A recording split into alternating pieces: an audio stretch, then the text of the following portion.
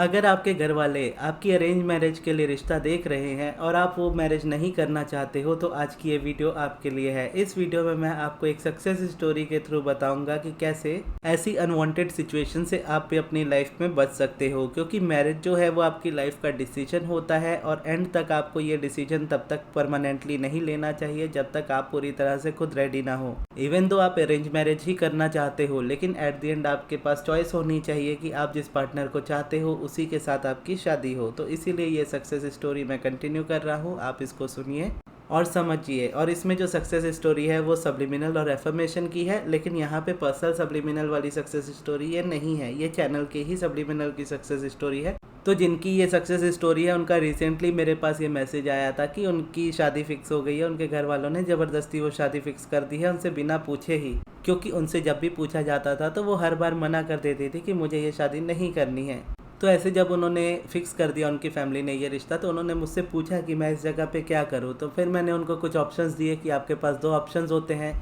जैसे एक last video भी मैंने बनाई थी, तो लास्ट वीडियो के हिसाब से भी अगर आप देखोगे, जो कि लॉ ऑफ अजम्पशन की वीडियो थी, जिसमें मैंने दो तरीके से बात की थी कि अब्राहम इस जगह पे क्या कहती है रिलेशनशिप्स को लेकर के, और दूसरी जगह पे आपका लॉ ऑफ अजम्पशन या मैनिफेस्टेशन का रास्ता कौन सा होता है कि एट द एंड आपके पास चॉइस होती है कि या तो आप अपनी लाइफ में आगे बढ़ जाओ या तो आप जिस चीज़ को चाहते हो आप उस चीज़ को मैनिफेस्ट कर लो। क्योंकि बीच में लटके रहोगे तो ही परेशानी होगी, और उनकी सिचुएशन में भी यही चीज़ होती है कि वो बीच में हमेशा स्टक होती है। उनको पता है कि उनको अपना पार्टनर चाहिए, उनको अपना एसपी चाहिए, लेकिन सर्कमस्टेंसेस इस तरीके की बनती है कि एट द एंड वो बीच में फंस करके रह जाती है, जहाँ पर उनको लगता है कि फैमिली के कहने पर उनको आगे बढ़ जाना चाहिए। लेकिन फिर मैंने उनका बाद में सेशन भी हुआ था, यानी जब उन्होंने मुझे मैसेज किया था तो उस समय करेंटली मैं अपने काम में बहुत ज़्यादा बिजी था, तो मैंने उनका मैसेज को उतना रिप्लाई भी नहीं किया था। जैसे मॉर्निंग में उन्होंने रिप्लाई मैसेज किया है तो मैंने रात को रिप्लाई किया होगा 9-10 बजे के अराउंड। फिर अगले दिन भी उसका वैसे ही मैसेज आया उनका, तो उन्होंने कहा कि मुझे सेशन चाहिए, और उस समय भी मैंने उनसे बात नहीं की थी, यानी बात नहीं हो पाई थी मेरी खुद से, ऐसा नहीं है कि जानबूझ के नहीं की थी, बात नहीं हो पाई थी। तो तीसरे दिन यानी उसी दिन उन्होंने कहा था कि मुझे सेशन भी चाहिए। तो वो सेशन के लिए भी फिर मैंने अगले दिन यानी कल उनको फिर बोला था कि आज आप हो सके तो सेशन ले लो, क्योंकि फिर इसके बाद मैं और ज़रा बिजी रहूँगा रथ यात्रा के करके, तो मैं टाइम नहीं दे पाऊँगा। तो किसी तरीके से कल यहाँ पे हो गया। तो इसी बीच में फिर उन्होंने ये सक्सेस स्टोरी बेसिकली मुझे सुनाई, और बेसिकली आप समझ लो कि ये सक्सेस स्टोरी ही उन्होंने मुझे सुनाई सेशन लेकर के।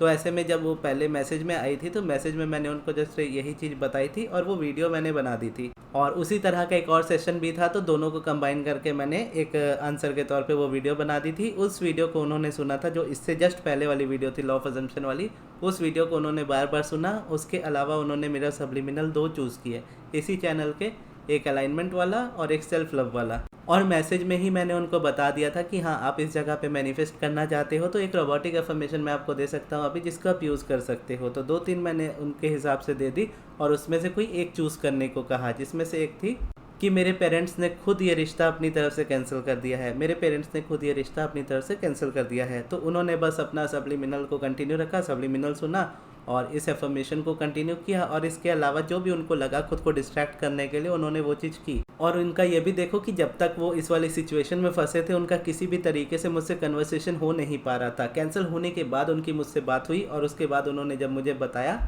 फिर मैंने उनको आगे का रास्ता बताया कि हाँ अब इस जगह पर आप इस चीज़ को फाइनल कर लो कि अगर मुझे मेरा एसपी चाहिए तो अब आप पीछे नहीं हटोगे, क्योंकि आप हर बार इसी तरीके से अगर करोगे कि इस बार एसपी को मैनिफेस्ट करना है लेकिन वो नहीं हो रहा, अब मैं क्या करूँ, तो सिचुएशन वैसी बनती है। लेकिन चाहो ना चाहो आपके पास ऑप्शन कोई दूसरा है नहीं, क्योंकि आप या तो वो मैनिफेस्ट करोगे जो आप चाहते हो, या तो आप वो मैनिफेस्ट करोगे जो आप बिल्कुल नहीं चाहते हो। तो वो मैनिफेस्ट होगा या तो जो आपका एसपी है, या तो कोई मैनिफेस्ट नहीं होगा, या तो कोई रैंडम पर्सन मैनिफेस्ट होगा जिसके साथ आप रहना नहीं चाहोगे। तो एट द एंड क्या है कि आपको अपनी लाइफ में कॉम्प्रोमाइज़ करना पड़ेगा, जिससे आपकी पूरी लाइफ ख़राब होती है। इवन दो अगर आप दूसरे रिलेशनशिप में या मैरिज में जंप भी करते हो तो वही बात आती है कि डिसीजन एट द एंड अपना होना चाहिए, ताकि आप उस रिश्ते को निभा पाओ, जो कि तब तक पॉसिबल नहीं होता जब तक आपके माइंड में एक पर्सन ऑलरेडी बैठा है। तो फिर उस समय मैंने उनको गाइडेंस दी कि हाँ इस जगह पर अब आप आगे बढ़ोगे तो आप इस एफर्मेशन को यूज़ करोगे जो आपके एसपी रिलेटेड है, और आप इसको इस तरीके से मान सकते हो कि यूनिवर्स ने आपको ये चांस दिया है चूज़ करने का। एक रैंडम ऐसी सिचुएशन बनाई जो इस हद तक आगे बढ़ चुकी थी कि जहाँ पर अब शादी पूरी तरह से फाइनल हो गई। तो इन्होंने तो ऑलरेडी क्लियर करके रखा था अपने घर में कि मुझे नहीं करनी है शादी, लेकिन एट द एंड ये बात बोली कि अब आप करा ही रहे हो तो मैं करने के लिए रेडी हूँ। तो फिर उनके फादर के माइंड में पता नहीं क्या आया, फिर उन्होंने खुद ही एक शादी उनकी कैंसिल कर दी। और बाद में क्या है कि ये चीज़ फिर उन्होंने मुझे खुशी खुशी बताई, और उसके बाद वही है कि सिचुएशन इस तरीके की बन गई जहाँ पे कॉन्ट्रास्ट के थ्रू ये चीज़ आई, और ये चीज़ आने के बाद उनको ये श्योर हो गया कि अब मुझे ऐसी सिचुएशन में दोबारा नहीं पड़ना है। तो यहाँ पे जब आप ऐसी सिचुएशन में एक बार आ जाते हो ना, तो आपके पास आगे बढ़ने के अलावा दूसरा ऑप्शन कोई बचता नहीं है, डू और डाई वाली सिचुएशन आ जाती है।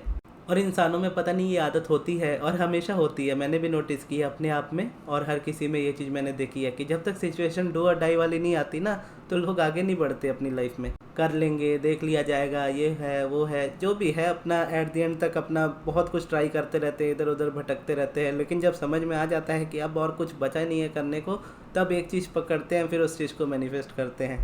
तो बेटर है कि आप पहले ही समझ जाओ कि मैनिफेस्टेशन है। मैनिफेस्टेशन के लिए आपको बहुत ज़्यादा चीज़ों की ज़रूरत नहीं होती है, बस रेपिटेशन की ज़रूरत होती है। एक वो चीज़ का रेपिटेशन जो आप अपनी लाइफ में चाहते हो, फिर चाहे वो एफर्मेशन से करो, चाहे वो सब्लिमिनल से करो, चाहे वो आपका पॉजिटिव एस्पेक्ट से करो, चाहे वो ग्रेटिट्यूड से करो, स्क्रिप्टिंग से करो, आपकी मर्ज़ी। जिसमें से मेरे अकॉर्डिंग मुझे लगता है कि एफर्मेशन आसान है, या बोलो रोबोटिक एफर्मेशन आसान है, क्योंकि माइंड हर वक्त कुछ ना कुछ सोच ही रहा है। तो आप एक सेंटेंस ले रहे हो उसको चेंज करने के लिए, और दिन भर में आपसे जितना हो सके आप उतना उसको रिपीट करते हो, और नेचुरली रिपीट करना है अगर आपको एक, तो अपने हिसाब से रूटीन में उसको ऐड कर लिया जाता है। जैसे अगर आप ऑफिस जाते हो डेली बेसिस पे, तो गाड़ी में बैठे हो या चलते हुए जा रहे हो या गाड़ी चला करके जा रहे हो, तो जब तक आप उस गाड़ी में हो या तब तक आप उसको एफर्मेशन को माइंड ही माइंड में अपना रिपीट कर सकते हो। या फिर जब आप खाली बैठे हो और कुछ सोच रहे हो, उस टाइम आप उसको रिपीट कर सकते हो। खाना खाते समय आप अपने एफर्मेशन को रिपीट कर सकते हो। बेसिकली हर वो काम जिसमें आपका बहुत ज़्यादा फोकस नहीं लगता है, उस जगह पर आप अपने एफर्मेशन को रिपीट कर सकते हो। और एफर्मेशन आपको ज़्यादा चीज़ों की चाहिए नहीं होती है, एक चीज़ पे आप वर्क करोगे तो सबसे अच्छा होता है। फिर वही बात आती है यहाँ पे कि एट द एंड जब डू और डाई वाली सिचुएशन आती है, लोग तभी ये चीज़ समझ पाते हैं। इससे पहले क्या होगा, वो बोलेंगे मेरा एसपी भी इंपॉर्टेंट है, मनी भी इंपॉर्टेंट है, हेल्थ भी इंपॉर्टेंट है। लेकिन जब कोई सिचुएशन डू और डाई पे आ जाएगी ना, तब उनको समझ में आएगा कि एक ही चीज़ इंपॉर्टेंट है अभी के लिए। तो अगर वो चीज़ एक्चुअल में आपके लिए इंपॉर्टेंट है, तो उस चीज़ को ही मैनिफेस्ट कर लो, बाकी चीज़ें तो वैसे ही रिजॉल्व हो जाएगी। आपको हर चीज़ों के लिए करने की ज़रूरत नहीं होती है एफर्मेशन। अगर इन फ्यूचर हो सकता है कि अगर आप करो, लेकिन ज़रूरी नहीं होता है, क्योंकि एक चीज़ अगर आप अपनी लाइफ में सुधार लेते हो तो बाकी चीज़ें भी सुधरनी स्टार्ट हो जाती है। और एक बार जब आप मैनिफेस्ट कर लोगे रोबोटिक एफर्मेशन से या फिर सब्लिमिनल से, तो आपके लिए नेक्स्ट टाइम उसमें कुछ मैनिफेस्ट करना ईजी हो जाता है। लेकिन अगर आप शिफ्टिंग करते रहोगे तो वो चीज़ आपको प्रॉब्लम, स्क्रिप्टिंग नहीं बोल रहा हूँ यहाँ पे, शिफ्टिंग बोल रहा हूँ। शिफ्टिंग का मतलब यहाँ पे है कि अगर आप प्रोसेस बार बार चेंज करते रहोगे तो यहाँ पे प्रॉब्लम आती है। इवन अगर आप सब्लिमिनल भी सुन रहे हो, तो सब्लिमिनल सुनते सुनते आप एफर्मेशन रिपीट कर सकते हो, क्योंकि सब्लिमिनल जब आप सुनते हो तो आपको एफर्मेशन पे ध्यान नहीं देना है, क्योंकि उसमें एफर्मेशन को हाइड इसलिए किया गया है ताकि वो आपके सबकॉन्शियस तक पहुँचे, आप तक नहीं। तो उस समय बेसिकली ध्यान हमारा जाता है एफर्मेशंस पे और हम फोकस करने की कोशिश करते हैं, लेकिन सब्लिमिनल फोकस वाली चीज़ नहीं है। तो सब्लिमिनल जब प्ले हो रहा है आपके कानों में, तब तक आप रोबोटिक एफर्मेशन कर सकते हो। तो वो भी है, एक हेल्पफुल चीज़ हो जाती है कि जैसे आपने ये, अगर ऐसी सिचुएशन में आप हो और यही एफर्मेशन आप यूज़ कर रहे हो कि मेरे मतलब पेरेंट्स ने अपनी मर्ज़ी से इस रिश्ते को कैंसिल कर दिया है, तो ऐसे में क्या है, जब तक कोई भी आप सब्लिमिनल ले रहे हो, तो जब तक आप उस सब्लिमिनल को प्ले कर रहे हो, तब तक बस इस एफर्मेशन को रिपीट करते रहो।